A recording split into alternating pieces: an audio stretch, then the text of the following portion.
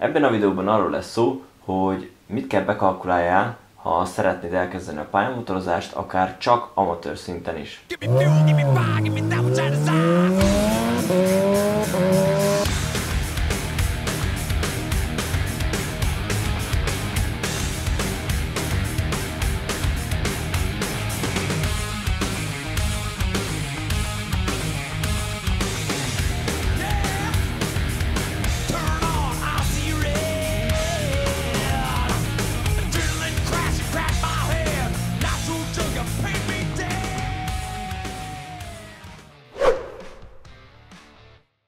Venned kell egy műszakilag megfelelő állapotú motort.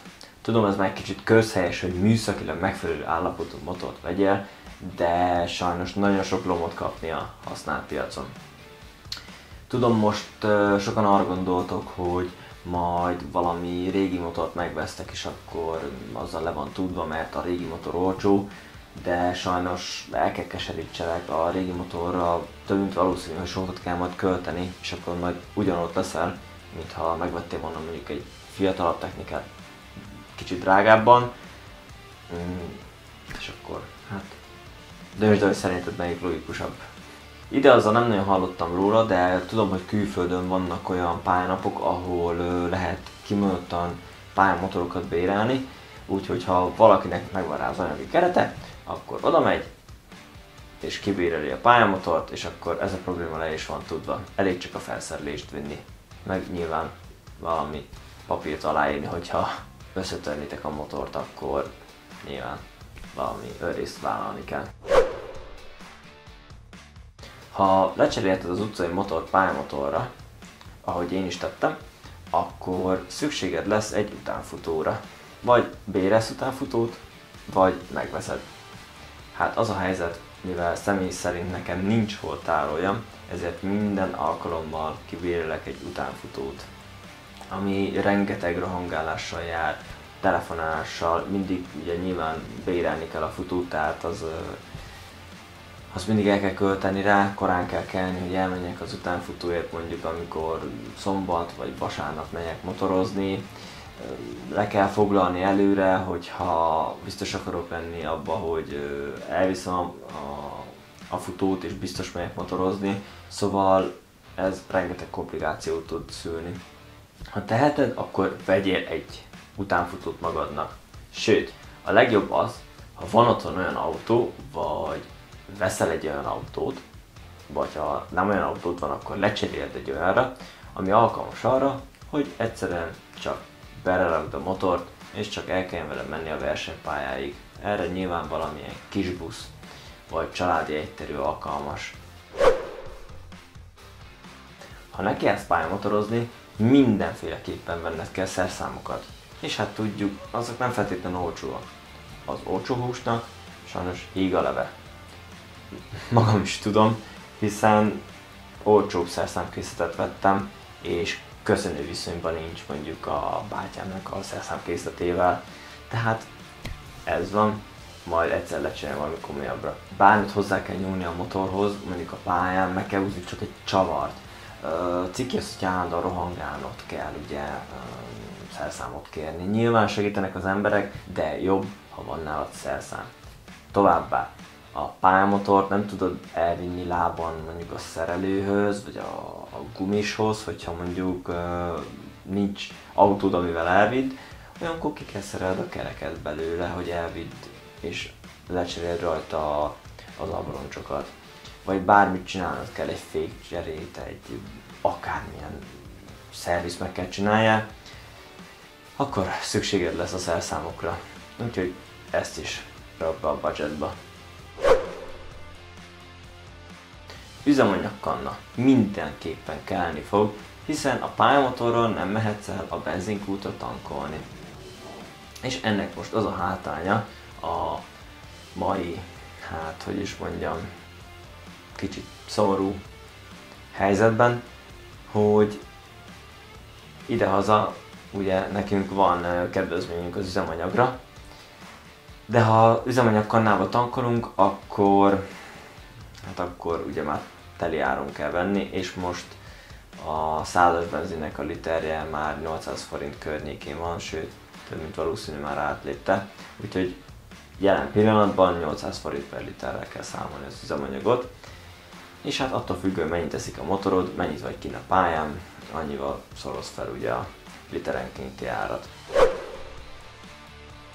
Vegyél motoremelőt. Mindenképpen szükséged lesz idővel első és hátsó motoremelőre. Erre azért lesz szükséged, mert ha mondjuk cserélned kell az abroncsokat, már pedig ha otthon cseréled is szükséged lesz az emelőkre, hogyha a versenypályán elkopik a gumi, akkor is tudnod kell megemelni a motort, illetve ha eljutsz oda, hogy gumimelegítőt vásároljál, akkor pedig minden menet előtt ugye meg kell emelned a motort, és fel kell helyezd a gumimelegítőket. És ezzel el is érkeztünk a következő ponthoz. Előbb vagy utóbb mindenképpen kelleni fog gumimelegítő, hogyha eljutsz oda, hogy slick gumit használj. Ha nem használsz slick gumikat, akkor is jól jöhet, sőt én javaslom is, hogyha teheted, akkor vásárolj gumimelegítőt, ugyanis nagyon jó az, hogy már a box utcából úgy gurulhatsz ki, hogy föl vannak melegedve a gumik, és a nyomást is beállítottad. Valószínű, hogy korrekciózni kell az első menet végére a guminyomáson, de közel se annyit, mintha teljesen hideg abroncsokkal gurulnál ki a pályára. Továbbá a guminak is hát jót tesz, hogyha már melegen indulsz el. Valamilyen pumpát szerezz be. Ha lehet, akkor ne ilyen kézi biciklis pumpát, mert azt ott fogod végig tartani, és nagyon fárasztó a kéznek. Én azt javaslom, olyat vásárolj, amit le tudsz tenni a földre, és így nem fog elfáradni annyira a kezed. Hiszen az annyira nem kellemes, hogyha már egy megerőltetett kézzel fogsz nekiállni motorozni. Persze, ha megteheted, hogy egy mini kompresszort vásároljál, akkor talán az a legjobb megoldás. És ha már pumpát vásároltál, akkor talán egy guminyomás ellenőrző készülék még nagyon hasznos lehet. Nyilván eleinte nem profi az ember, hogy hogyan is kell beállítani a guminyomást, még én se vagyok az, de azért az jó, hogyha tudod, hogy mégis hány bár van a gumiban.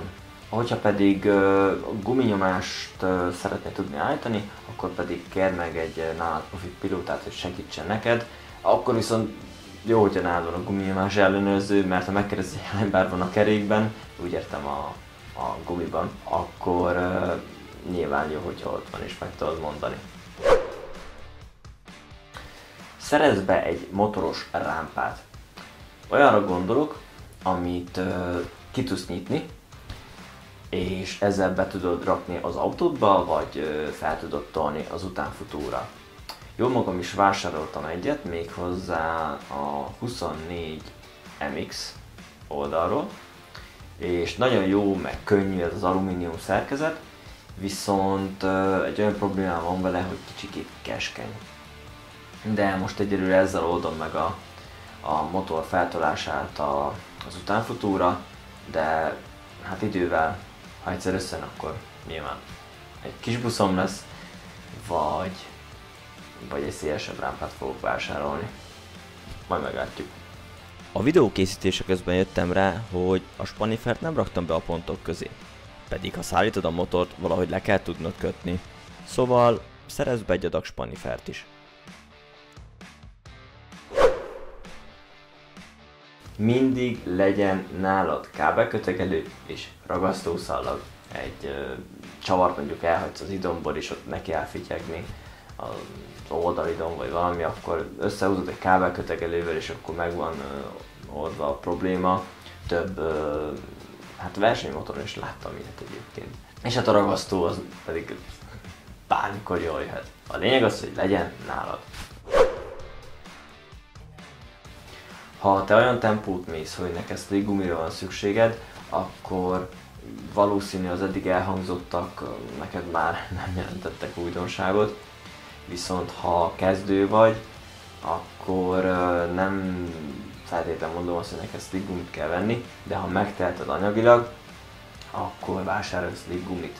Viszont azt tudnod kell, hogy mint ahogy mindennek, úgy a slick guminak is igencsak megy fel az ára, és sokkal hamarabb elkopik, mint mondjuk egy utcai sportgumi. Én ugye személy szerint a Pirelli Diablo Rosso 4 gumit hajtom még mindig, amit még az előző motoromon tettünk fel, de erről majd még fogok beszélni lehet egy másik videóban. Sőt, nemrég írtam is egy cikket róla, hogy mit tapasztaltam vele, vagy mit sikerült elérnem most az Euroringen, de erről majd máskor.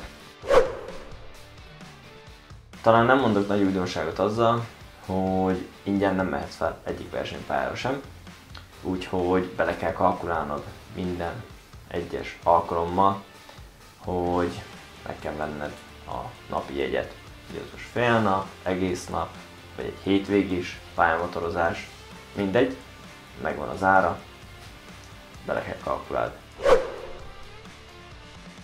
Azzal mindenképpen számolnod kell, hogy mivel a motorodat el kell juttasd a versenypályára valahogy, nyilván az autóddal fogod vinni, hogy ez most az utánfutó vagy az autóban, ez teljesen mindegy, autódnak meg fog nőni az átlagfogyasztása. Jó magam úgy figyeltem, hogy az én autóm ilyen átlag 4,5-5 literek körül fogyaszt, viszont hogyha autópályán megyek, húzom a trailen a motort, akkor ilyen 7,5 literre föl tud menni, sőt akár 8-ra is, mert van, hogy a nagy melegben ugye klímát is használok. Talán a most elhangzottok között több minden is magától értetődő volt számodra, de hidd el, hogy előfordul az, hogy valaki számára ez nem nyilvánvaló, de ha már egy ponttal segítettem valakinek, bárkinek, akkor megérte ezt a videót megcsinálni.